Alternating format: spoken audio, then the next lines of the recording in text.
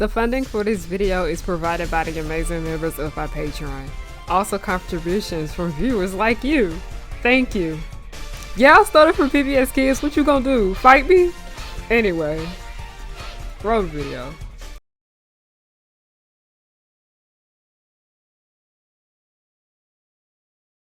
Okay, so I've been having a hard time getting this video done. Not this one that you're watching right now, but it was another video because Jonathan Majors has worked his way back into the news. He's been in and out of the news for like the last 4 years, I'd say, but for the last 2 years, it's been over controversy.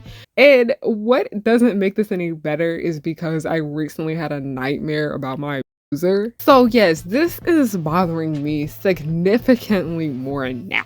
I've been keeping a lot of my opinions about J Majors to myself, mainly because y'all are not the kindest towards black women than when they speak up about men like him. But it has gotten to the point where I see this redemption arc that is going on for him, and it is being put on by numerous celebrities. I see Matthew McConaughey has backed it. I see Whoopi Goldberg has backed it, and that really disappointed me. But looking at other stuff she done did, not surprising.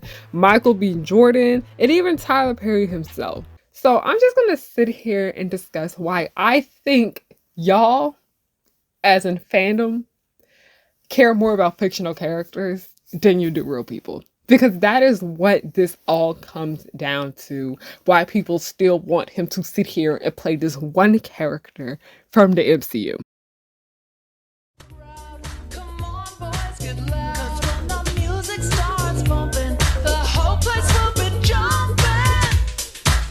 It's my scene, my scene. You know what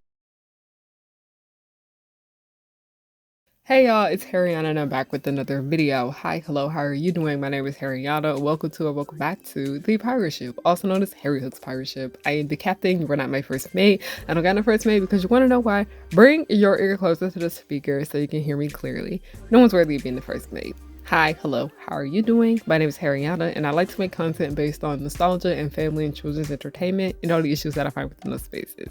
We talk a lot about fandom on this channel. I have written 2 books with a good friend of mine called Don't Call Me Sis and You Still Cannot Call Me Sis, which you can purchase both of these on my website, harrianahook.com.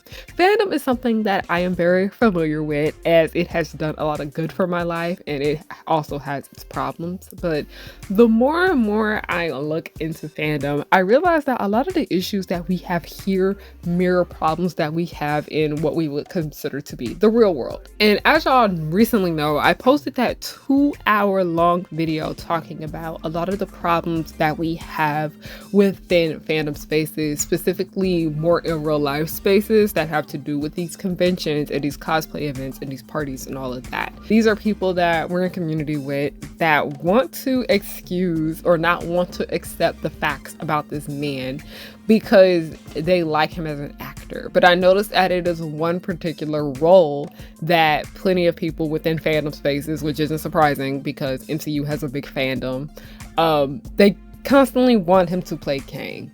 And y'all care more about a fictional character than y'all do real people. And I want to elaborate a little bit more on this. I recently made a post about it on my Instagram. It's an infographic and I do want to go through that in this video. So we're gonna go ahead and get started. So over the last few years, we have been getting more and more news about allegations against Jonathan Majors. And the most recent one has to be an audio of him his ex-girlfriend. And this is basically when we started to find out more and more things about his past. But when the news first broke out about what happened with him and Grace Jabari, there were more women coming forward about how he brutalized them. But also there were people coming forward from the film industry talking about how he was very unprofessional to work with and he was making everything difficult.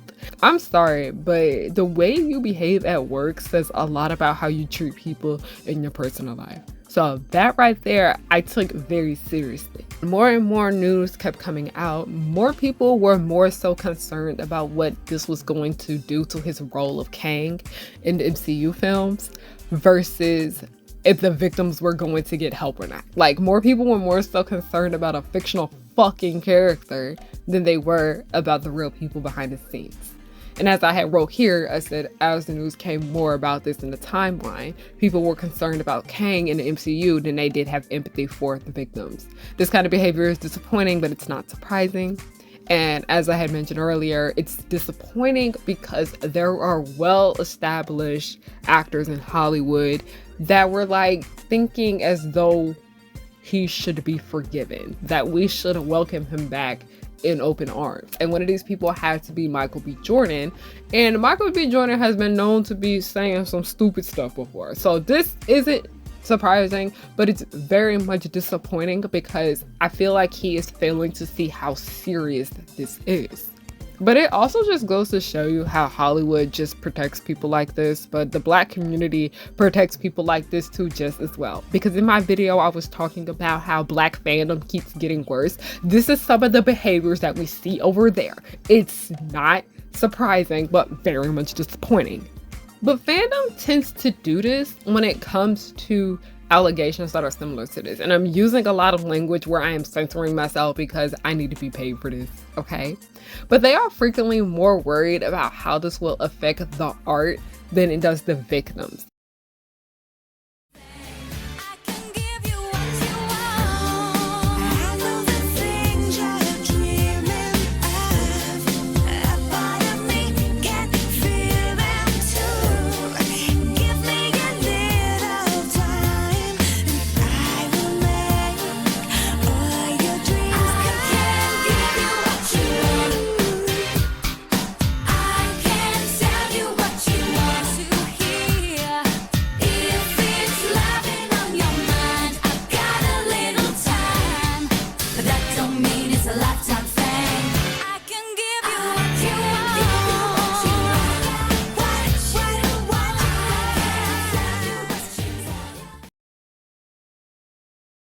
And another case of where I recently saw this happen with was when there was more and more things coming out with Korean men and how they are very misogynistic towards their women over there. And it was a K-pop idol. It was the group NTC and the member was Tail. Tail had gotten kicked out because of some SA allegations. Now, when this news had come up, a lot of us weren't surprised because Korean men have a long history of misogyny. So this wasn't anything new, very much disappointing, but the way K-pop stans reacted to it is what made matters more concerning than they actually were. Because they were more so mourning the fact that things have changed with their relationship with this group, this parasocial relationship specifically, than wondering if the victim was okay. They were more so concerned about their own well-being and their own personal parasocial relationship to Tail versus the person or the people or whatever the fuck he did. They were more concerned about what this would do to the group than the people actually getting justice or not. Do y'all see the problem? Do y'all see the problem here? Somebody was actually hurt. There was danger caused to somebody else. Yet y'all are still worried about what is going to happen with the group versus if this person is okay. And while Tail and NTC are real people, at the end of the day, they are idols. And we know idols, we do not know them.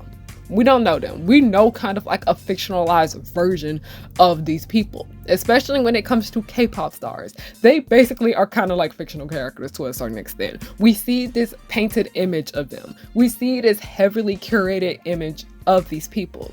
And that's just all we know of them. We don't know anything about who they are as people. We don't know anything about their personal lives. They feel kind of like fictional characters, but they're celebrities at the end of the day. And guess what? We don't know these people. And I promise you, as somebody who used to work with celebrities, used to work around them all the time with my old job, a lot of them are not the type of people that they present themselves to be. They might come off as quirky and cute and nice and all of these things in the interviews and on the press tour, but behind the scenes at work, complete opposite. Moving forward with Jonathan Majors, people were just so stuck on the fact that they may or may not get this Kang movie anymore. And it's like they kept dancing around the actual problem that was here. Like, yeah, I will sit here and say that I think he's a talented man. I don't really care about the MCU movies. I don't. I tapped out a long time ago. But the main problem just continued to get overlooked because people desperately wanted him to play this one character again. And everyone was like, okay, we can just get someone new to play Kang. But the fans were so stuck on the fact that they just wanted Jonathan to play this character. I think the problem nowadays is with fandom, especially with the state of the world right now, and we're just kind of clinging on to anything that just, like, you know, makes us smile or makes our day. I feel like we kind of lose a sense of reality. And what I mean by that is that I feel like so many people get heavily attached to a piece of media and they lose like all of like their critical thinking skills. They feel as though people having any type of valid criticism on something they like is a personal attack on them. And it gets to the point where they don't want to accept that the media that they like has some type of flaw with it. And I'm not sitting here and saying that you can't like Jonathan Majors' performance as Kang. You can like anything you want, all right? Do what you please. But to sit here and act as if none of this matters because you desperately just want him to play that character again is an issue. Like, I really try not to talk down on people in fandom because I will sit here and say that fandom has saved my life. As I mentioned, I've been struggling a lot lately because I had a really bad nightmare about my sister. And this Jonathan Majors news just isn't making that situation any better. Like, I get it, fandom can be a safe space. But also at the same time, I feel like so many people lose their sense of reality when they get over here. Just because this is seen as a safe space does not mean real life problems don't matter anymore. That's pretty much all I have to say about this. I didn't want this video to necessarily be too long, but I just kind of needed to get this off my chest because I've been very, very concerned with the state of fandom for a while. As you guys have seen, like my most recent videos where I was talking about how Black fandom is getting worse, but also talking about how cosplay events and conventions are becoming more and more unsafe. I am getting very concerned about the way we treat actual people here. Like, it's getting really concerning. Thank you guys so much for watching. I appreciate it. I'll talk to y'all later. Goodbye.